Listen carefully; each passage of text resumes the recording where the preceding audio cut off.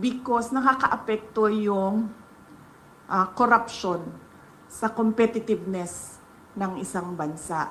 Yung corruption complaint ng foreign investors and even domestic investors, hindi yan ngayon lang.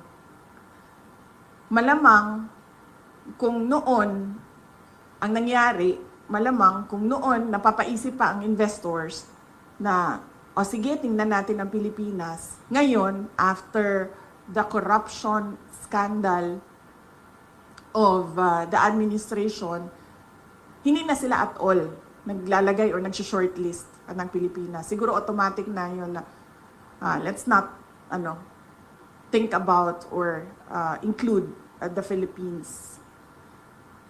Kung dati pinag-iisipan pa tayo ng mga investors, ngayon hindi na. Pero yung corruption na yan, nandyan na yan. Complaint na yan ng mga investors dati pa.